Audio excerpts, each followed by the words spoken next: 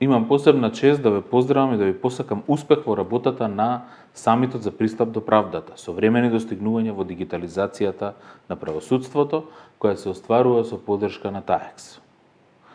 Дигитализацијата на правосудството како тема ми е особено значајна, затоа што во претходниот мандат во владата како министер за правда, заедно со дел од вас го започнавме процесот на дигитализација на судскиот систем во рамки на стратегијата за реформи во правосудството 2017-2022 година, која продолжува и во периодот од 2023 до 2027 година.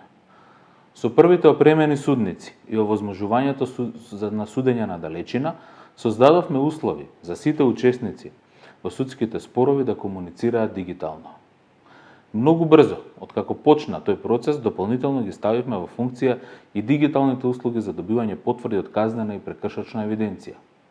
Тоа беа првите позначајни чекори напред во забрзување на овој комплексен процес, обезбедувајќи поголема ефикасност и ефективност на правосудниот систем, како и заштеда на време и пари. Мојата порака на оваа тема до вас и до нашата цела македонска јавност е дека оваа влада останува цврсто на ставот дека дигитализацијата на судството и употребата на вештачка интелигенција во судскиот систем не е веќе прашање на избор, туку на неминовност.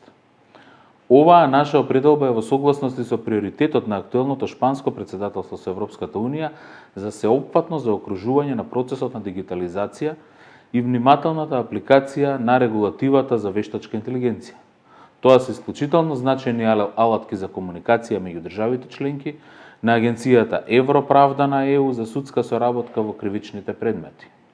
Судските реформи мора да бидат во корист на граѓаните. Она што го очекувам како вице-премиер за европски прашања е интензивирање на реформите во правосудството и продолжување на соработката со Европската Унија и со земјите членки на Унијата, од кои можеме многу да научиме. Сепак, имајќи ги предвид надлежностите, најзначајна во овој дел е посветеноста и поддршката на реформските процеси во правосудството од самите чинители во правосудниот систем и тоа од сите без исклучок. Од големо значење е придонесот кој се очекува од јавните институции, од меѓународните партнери, од граѓанскиот сектор и од сите останати во спроведување на оваа реформска агенда.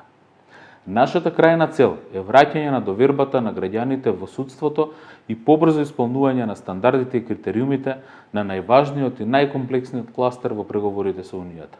Тоа е кластерот темелни вредности. Ви благодарам на вниманието и посакувам успешна работа на вашиот самит.